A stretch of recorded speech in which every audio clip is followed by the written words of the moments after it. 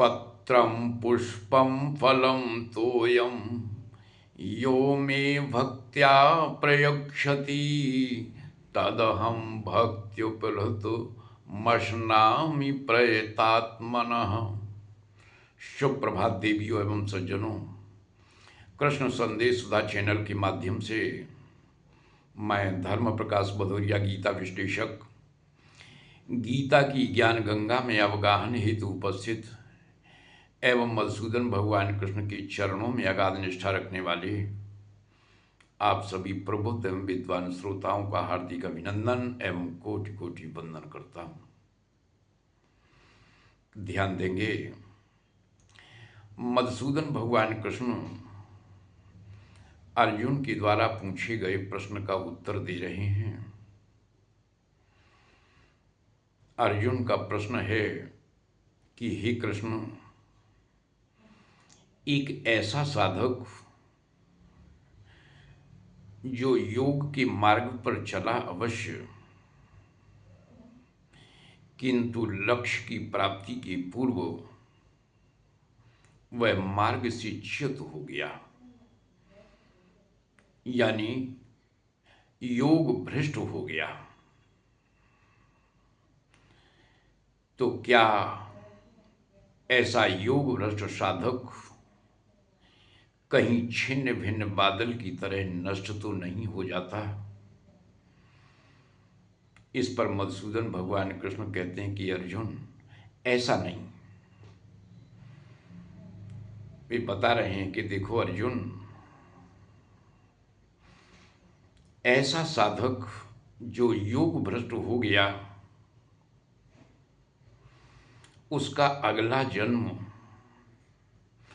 पवित्र धनवानों के घर में होता है।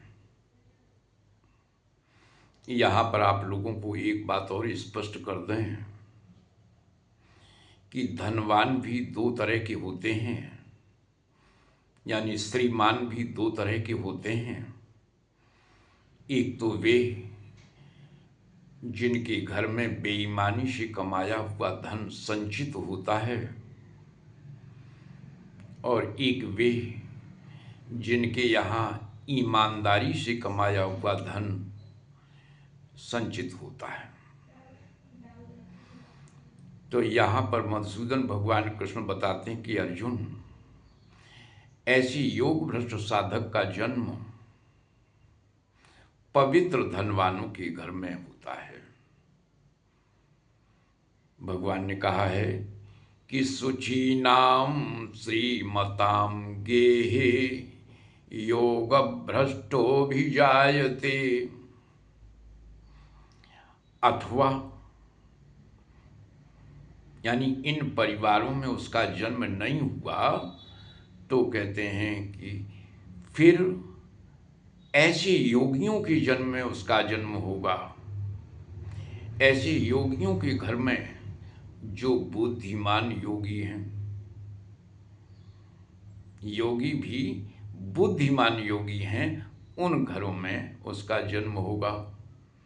भगवान कहते हैं कि अथवा योगिनामेवो कुले भवति धीमताम एतद्धि दुर्लभतरम लोके जन्म यदीदृशम। भगवान कहते हैं कि इस प्रकार का जन्म भी इस लोक में बड़ा दुर्लभ है। तो फिर आगे क्या होता है? जब ऐसी जगह पर जन्म हो जाता है, तब पूर्व जन्म का जो बुद्धि संयोग है, योग निष्ठा है, अभ्यास निष्ठा है, वैराग्य निष्ठा है, वह जागृत हो जाती है और फिर वह संसिद्धि के लिए प्रयत्न करता है। और ऐसी स्थिति में वह चाहे या ना चाहे, वह योग के पक्ष में ही जाएगा, क्योंकि उसका पूर्वाभ्यास उसे लूट कर योग के पक्ष में ही ले जाएगा। अंततो गत्वा परिणाम यह होगा कि अनेक जन्मों के अभ्यास से संसिद्ध होकर ऐसा साधक परम गति को प्राप्त होता है। तो भगवान कहते हैं कि अनेक जन्म संसिद्धि ततो याति पराम गतिम, यानी अंत में परिणाम यह होता है कि वह परम गति को ही प्राप्त होता है। तो आज की ज्ञान चर्चा में बस इतना ही। आज की चर्चा में यदि सचमुच आप लोगों को आनंद की अनुभूति हुई हो तो हम आप सभी लोगों से अपेक्षा रखते हैं कि वीडियो को ज़्यादा से ज़्यादा लाइक करें, शेयर करें, अपनी आज्ञा दें, और यदि आप नए हैं तो हमारे कृष्ण संदेश सुधा चैनल को सब्सक्राइब करने में किसी भी तरह का संकोच न करें। जय श्री कृष्ण।